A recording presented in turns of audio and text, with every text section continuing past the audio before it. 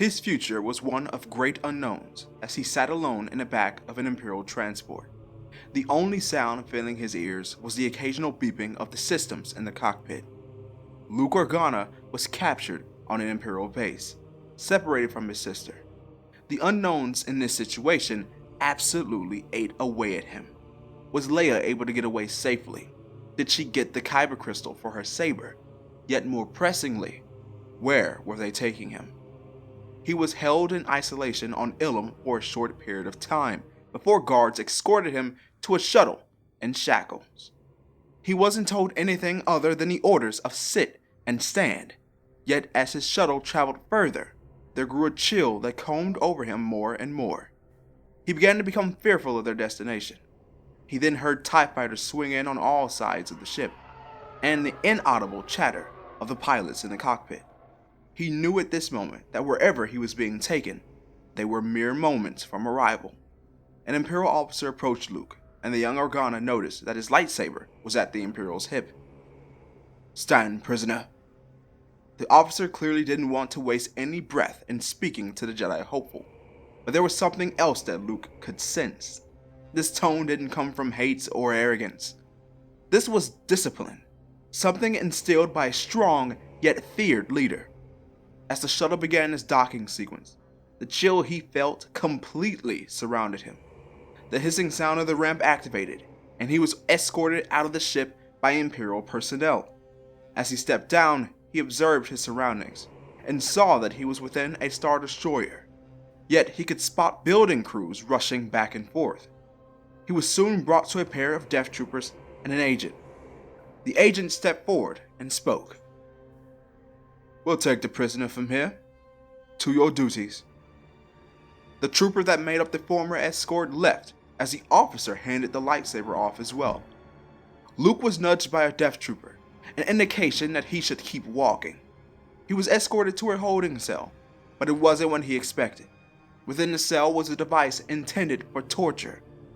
The agent caught Luke eyeing the instrument of evil and simply smirked as he took leave. For it seemed like hours, he attempted to find some peace, yet it was to no avail.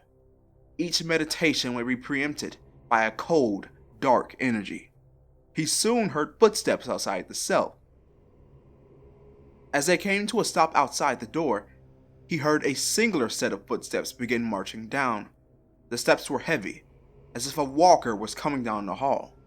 Soon, an ominous, mechanical breath accompanied it, and as the door opened, a large figure, one draped in black, entered. He couldn't see the eyes through the mask, but could still feel them piercing through him like a staff of pure Beskar. Obi-Wan Kenobi. Where is he? Luke was speechless in the face of such a question. His mind searched for answers, and the best choice was one of denial. I don't know a Kenobi. The figure before him paced in a circle before revealing that he was in possession of the Skywalker lightsaber. Seeing the weapon in the hands of another brought immense shock to Luke, so much so that his expressions betrayed him. This weapon belonged to a Jedi Knight, one that I personally slain. Kenobi took it as if it belonged to him, yet somehow the weapon landed in your hands. No doubt because of Obi-Wan. There are many questions. If you are not able to answer my first, then you will answer this one. Why has he entrusted it to you, the adopted son of Organa? Luke's emotions began to break many limits.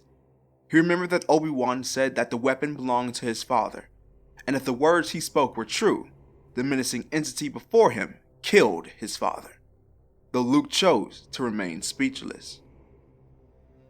You have chosen silence. An unwise decision. The figure left the room. As he left, stormtroopers entered, with one order. They placed Luke in the torture apparatus, and he was to stay there until he gave in, or an order to stop was given. Lord Vader. The Imperial agent that escorted Luke to the cell approached the Sith Lord with troubling news. We received word from the base of Navarro. It seems the Jedi you seek was there, with the rebellion. Was he stopped? What became of him? The agent knew that the answer Vader wanted wasn't going to be the one he received. My lord, the report indicates that he escaped. The bounty hunter Bosk failed in his... The agent felt the airways in his throat become compressed by an invisible hand. He collapsed to the ground. It was then he began to feel the relief of air again. I care not for failure, Agent Hask. What was lost in the attack? Vader knew that if Kenobi partook in a rebel attack, it was for a particular purpose, not just hit-and-run tactics against the Empire.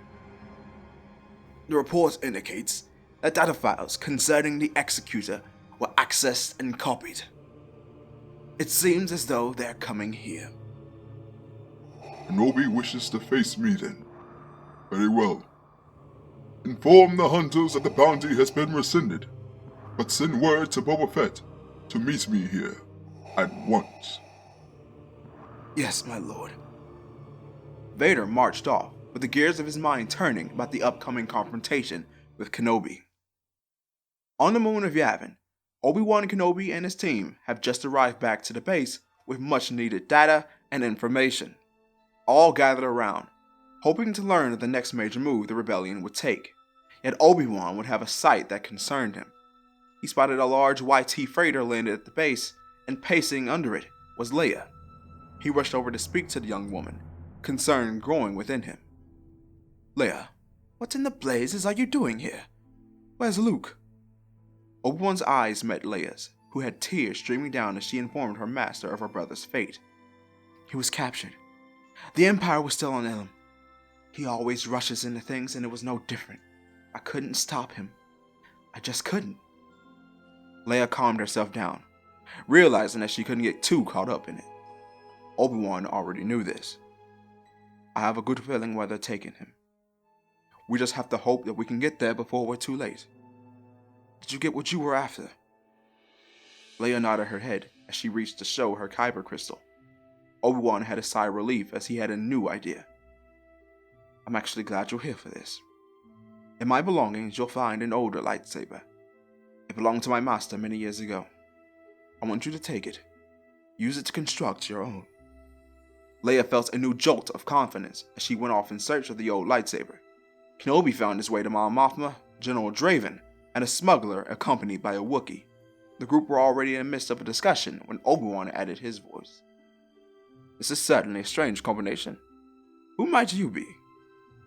Obi-Wan certainly had an interest in the duo, and the smuggler was about to introduce himself until General Draven decided to take the honors. This is Captain Solo, and the Wookiee goes by the name of Chewbacca. Solo raised his hand, disappointed in his introduction. I can do better. Try adding captain of the fastest ship in the galaxy that brought your princess back to safety and is still waiting on my credits. We told you, Captain Solo. You can earn double your pay if you assist us with one more mission. You heard the Wookiee. That battle of yours is a death trap, and we don't want any part of it. Obi-Wan began to wonder why the rebellion wanted the skills of Solo. What exactly makes you certain he can be of use, General? I heard of Solo's actions before. He assisted Enfys Nest on Savareen years ago. His piloting is quite remarkable from the stories I've heard as well. Well, if he's so skilled, he has my votes of confidence. Kenobi's suggestion was enough to get Solo and Chewbacca on board, though Solo was quite visibly reluctant to say yes. As the pair exited the room, Kenobi turned to Mon Mothma. You were quite silent on that ordeal, Senator. I find myself thinking about more pressing matters. We set the charge straight into the belly of the beast, so to speak. All to take out one man, in the end. Kenobi could feel the weight that Mon Mothma carried on her shoulders, mostly because the one man they were tasked to end was his duty. Trust me, I understand, though this will work, I promise you. Have the troops been briefed? As soon as we receive the data, General Kenobi. Obi-Wan was taken back at being called a general again, though he centered himself and informed the pair of leaders that the mission had taken on a new element. I also regret to inform you that this is now a rescue mission as well. Luke Organa was captured, and there's no question that he was brought there. The boarding team will be informed, and take this code, Senator. You'll need it. With that, all the pieces were in place for what was set to be another huge conflict during the war, only this time, its center was a rematch 19 years in the making. Obi-Wan was going to confront Darth Vader for the first time since Mustafar, and he steeled himself for the encounter, just like every rebel that prepped for that battle, as did every Imperial under Vader's command, and even the Dark Lord himself.